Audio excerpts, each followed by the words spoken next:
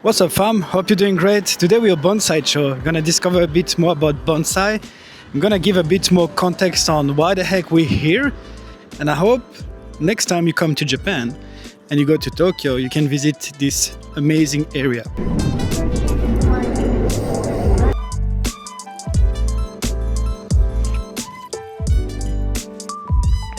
So like I said, we are currently in Bonsai-cho. Question you can maybe ask yourself is like, what the fuck are we there? Well, let me explain a bit what happened when I was a kid. So my mom used to have, I think like 2 bonsai. I forget if it was like 2 or 3, but I do remember we had bonsai. And then when I was a kid, there was like just an instruction from my mom is like, you can do whatever you want, but don't touch the bonsai because they're like pretty delicate, etc. And that's something that I found out like later on, basically 25 years later when I first arrived here in Bonsai-cho. So to me, when I was a kid, it was kind of like interesting to see the love and dedication that my mom has for bonsai. I mean, to be honest, I didn't even know there was some bonsai shop that were also like nursing. So you can come there, give your bonsai, and they will like heal your bonsai like they heal human. Each time I was going in that shop, there's like bonsai all over the place, and then the person that was handling the bonsai nurse was such a knowledgeable person, and it was pretty amazing to see the dedication and the love they have for that. And since then, I think I grow kind of like a love for bonsai. And so the time I found this area, Bonsai-cho, I was like, wait, what the heck? There is like an area in Japan where they currently dedicate everything on bonsai. And because of that, I wanted to actually show you around what Bonsai-cho is, how it does look like. So Bonsai-cho, or Omiya Bonsai Village, was created in 1925. So after the great earthquake of the Kanto prefecture in 1923, some bonsai gardener wanted to find a place where the water, the soil was actually pretty fertile for bonsai. That's when they decided to move here in that area in the Saitama prefecture. At its peak in 1935, we were counting more than 36 different bonsai gardens that were open to the public. It was actually a rule if you wanted to live here in the bonsai village. So there was like multiple rules. One of them was that you needed at least 10 bonsai. It was not really legal. It was more like common rule. Right now, out of the 36 different bonsai gardens, only 6 remain. So this is where we're going today, to the Bonsai Art Museum. So when you come visit the museum, you're gonna be able to find like some pretty cool and pretty massive bonsai. I don't know if you know, but when you actually look to a bonsai and when they shape the bonsai, there is a front face and there is a back face. So when bonsai gardeners are actually working with bonsai, they make sure there is a front facing bonsai, there is like the back facing front side. And you need to look at everything. It's not just a leaf, it's not just the branch, it's also like how the trunk is made and how they arrange everything, because when you look at a bonsai, you have to look in like every single angle. I think that's make the beauty of how bonsai gardeners are taking care of their bonsai. They don't just think about how pretty it is. It's like making sure that every shape, every angle you're looking for is actually nice. Because even on the side you can see how the trunk is going up, how the shape, how the leaf. This is so cool. So this tree is 250 years. This is more than Belgium history. This is wild.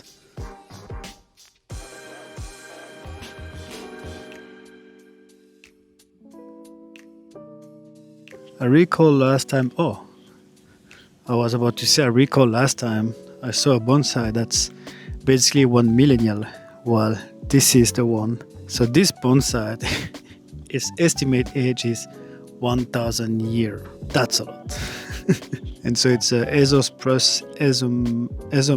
So imagine 1,000 years. That means how many bonsai gardeners had to work on this bonsai? Can you imagine? And it's not like any bonsai master that can do that. It's probably someone that they know their shit. When you look at the bonsai, you can see that it's held by a rope because the trunk actually have this shape where it's going out of it. And this is intentional by bonsai maker as well. They think about everything before, because you do have the rope here for sure to like handle and make sure it doesn't go on. But you can see here, they do have a wood piece just to make sure you can support the bonsai. For a long time I wanted to have a bonsai, but it's such a huge commitment. It's not something you can just randomly buy and then imagine that everything's gonna work on. So showing you like all the bonsai right now on the video, it's actually showing you that each of every single bonsai was created, shaped by a different bonsai master, bonsai maker or gardener, and passed through all the generations. So of course you're gonna have bonsai that are like 70 years old, but some bonsai are like a century, like 2 centuries, 3 centuries, even a millennium. And that showed the dedication of all of these people that just pass along every single bonsai from one generation to another generation. And it showed the beauty on how people love what they're doing. And you can see on every single bonsai that not a single bonsai was taken for granted. They tried to make the bonsai evolve, trying to make the bonsai grow. And I feel like displaying this in such an amazing museum kind of show you that the time we pass on Earth is just an instant, but what we live after is gonna stay forever.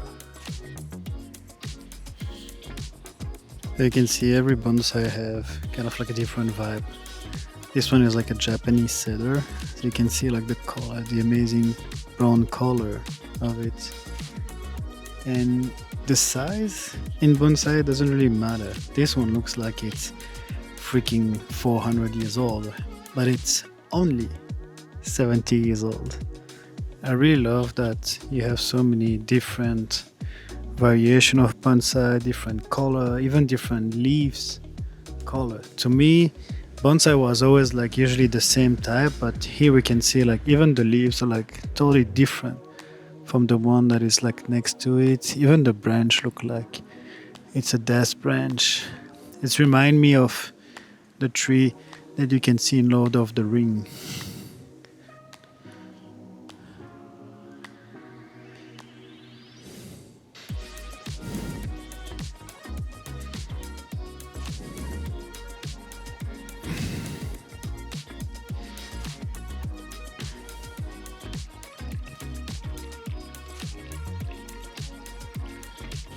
So the entrance for the museum is 300 yen. I think it's pretty cheap.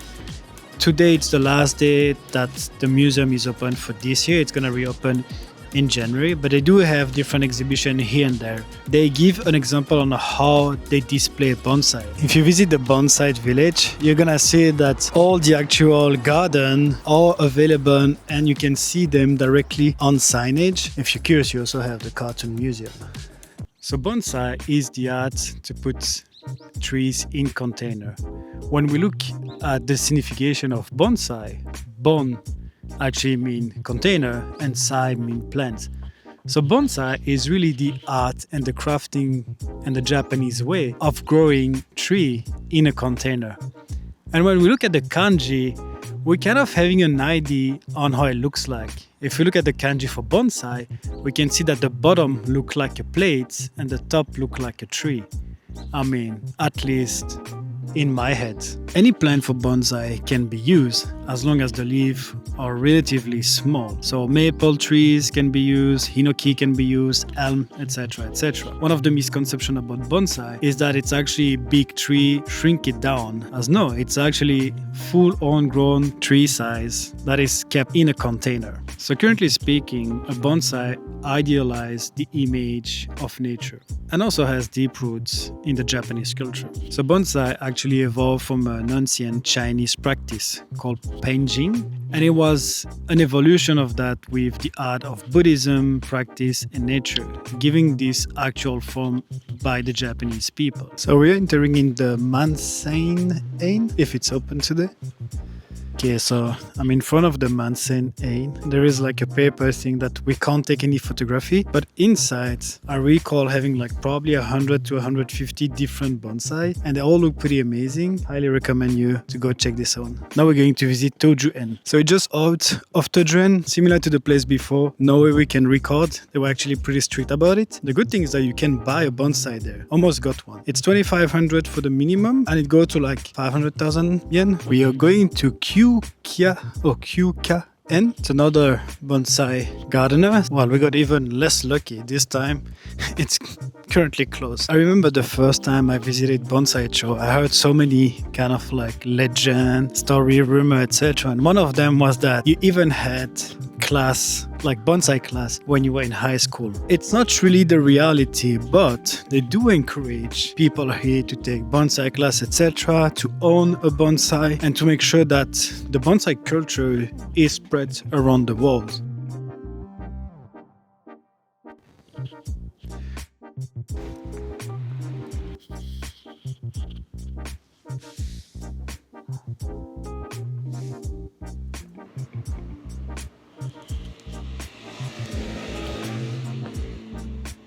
See, a lot of like villager and people living here do own a lot of bonsai.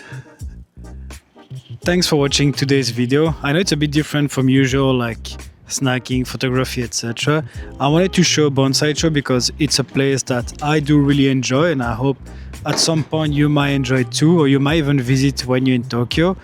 It's about 40 minutes from Shinjuku, so if you have the chance, you like bonsai, like nature, please come here. If you enjoyed the video, don't hesitate to subscribe, like, share to a friend. The usual. I see that we're almost like reaching 40 people subscribing. It's just crazy to me. I can't even imagine that. But I really appreciate the support. And I see you in the next video. Bye.